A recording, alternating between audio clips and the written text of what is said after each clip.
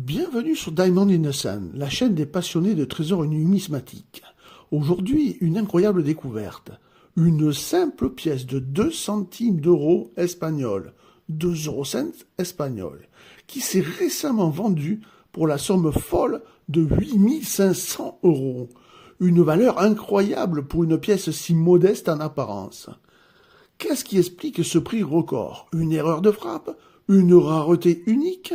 Restez avec moi pour tout savoir sur cette pièce extraordinaire et découvrir si vous pourriez en avoir une dans votre collection. Générique.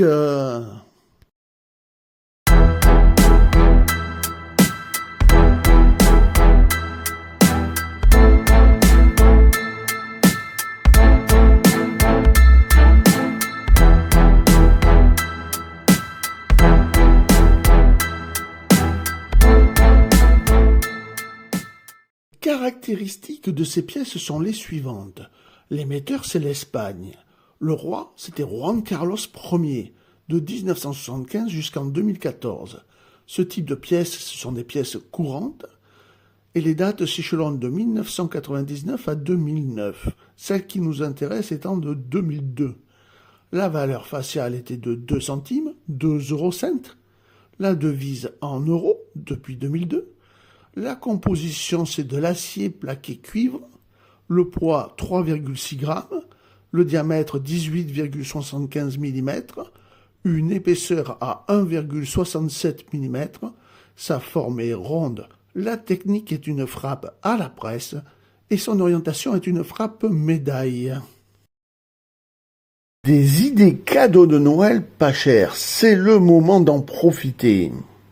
Des cadeaux pas chers, très intéressants et très utiles si vous aimez les commémoratives. Voici mes 2 derniers livres. Le premier, c'est le livre allemand où je vous ai mis toutes les commémoratives de 2006 à 2024 et surtout je vous ai mis tous les tirages et les tarifs. Par exemple, 2006, vous avez la photographie de la pièce, la description de la pièce et surtout tous les tirages, que ce soit en UNC, en BU ou en BE, et ceci pour les 5 ateliers allemands. Pour le livre français, il est encore plus complet. Je vous y ai mis toutes les commémoratives de 2007 à fin 2024 avec tous les tarifs pour 2025. Une belle photo, une grosse description et tous les tirages et surtout les prix actuels des cotations qui ne vont pas varier au cours de l'année. Ce sont 2 très beaux cadeaux. Je vous conseille vivement d'aller voir ma page auteur et de jeter un œil sur ces livres. Sur l'avers, la cathédrale de Saint-Jacques de Compostelle, joyau de l'art roman espagnol, est l'un des plus célèbres lieux de pèlerinage au monde.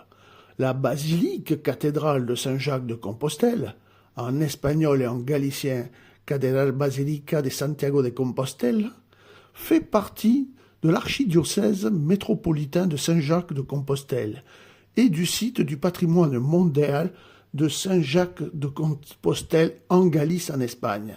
La cathédrale est réputée être un lieu de sépulture de Saint Jacques le Majeur, l'un des apôtres de Jésus-Christ. Elle est entourée de l'inscription Espagne, qui signifie Espagne, et du monogramme royal. Le tout est entouré des 12 étoiles de l'Union, dont 5 sont reliées par une bande. L'écriture est en latin, l'inscription Espagna, 2002, le M, et le graveur c'était Garcilaso Roland Sanchez. Au revers, un globe terrestre situant l'Europe dans le monde est dessiné sur une étoile dynamique composée des 12 étoiles de l'Union européenne. L'écriture est en latin, l'inscription 2,05 €, LL, le graveur, Luc Lux. Tranche, c'est lisse avec sillon. L'atelier monétaire, c'est la marque d'atelier de l'Hôtel Royal de la Monnaie, l'Hôtel Royal de la Monnaie, la Real Casa de la Moneda, de Madrid, en Espagne, qui frappe les pièces depuis 1591 jusqu'à présent. Ce qui rend cette pièce espagnole de 2 centimes de 2002 si précieuse, c'est une erreur de frappe extrêmement rare. Sur certaines pièces, le mot España est incomplet. La célèbre tilde sur le N est bien présente, mais le N manque complètement. Pourquoi ceci rare? Les erreurs de ce type surviennent lors des premières frappes d'une série, avant d'être rapidement corrigées par l'atelier monétaire. Seuls quelques exemplaires de cette pièce anormale parviennent à circuler, ce qui en fait de véritables trésors recherchés par les collectionneurs. Une pièce aussi petite et courante que celle-ci peut donc atteindre des sommets aux enchères, grâce à une simple anomalie. Récemment, un exemplaire s'est vendu pour la somme incroyable de 8500 €. Et c'est loin d'être un cas isolé pour les pièces présentant de telles erreurs. Et voilà, l'histoire incroyable de cette pièce espagnole de 2 centimes d'euros vendue pour 8500 € n'a plus de secret pour vous.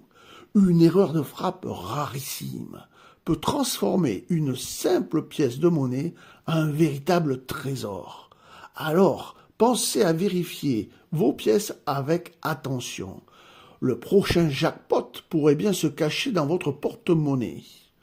Et pour en apprendre encore plus sur les trésors cachés de la numismatique, découvrez ma page auteur. Vous y trouverez des livres riches en astuces et en informations à des prix très doux, pour dénicher les perles rares et éviter les pièges. S'abonner à ma page auteur, en plus de ça, est totalement gratuit. Merci d'avoir suivi cette vidéo, likez, partagez et abonnez-vous pour ne pas manquer les prochaines découvertes qui pourraient changer votre vision des pièces de monnaie. Diamond in the Sun, là où chaque pièce veut valoir de l'or. À très bientôt. Des idées cadeaux de Noël pas chères, c'est le moment d'en profiter. Pour ceux qui aiment la recherche des trésors, et surtout des trésors qui n'ont jamais été découverts, mais qui sont bien existants, je vous conseille un de ces 3 livres.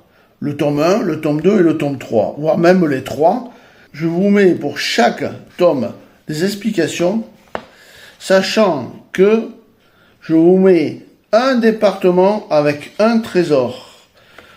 Là, ce sera des départements qui commencent la France, le milieu et la fin de France. Donc vous en avez un peu pour tout le monde. Mais si vous êtes vraiment un acharné des trésors, je vous conseille mon dernier livre, Le Trésor des Templiers. Donc déjà, si vous êtes amoureux d'histoire, vous allez aimer ce livre, car je raconte beaucoup de choses sur les Templiers. Comment ils sont nés, comment ils ont été vaincus, comment ils ont prospéré. Et je vous dis aussi comment mon père avait découvert un trésor. Par contre, je vous dis là, dans ce livre, pour chaque département, je vous mets au minimum 2 trésors. Par exemple, pour le Morbihan, je vous dis la ville, je vous dis la légende du trésor, où se trouvait la commanderie, et exactement les indices pour chasser le trésor. Et je vous mets même des conseils pour que vous puissiez le trouver plus rapidement avec le matériel adéquat. On ne prospecte pas en forêt comme on prospecte dans un souterrain. C'est un livre fort intéressant. Je vous le conseille franchement, même je vous le conseille en ajout des 3 autres livres. Vraiment, ceux qui aiment la chasse au trésor, vous trouverez votre bonheur dans ces 4 livres.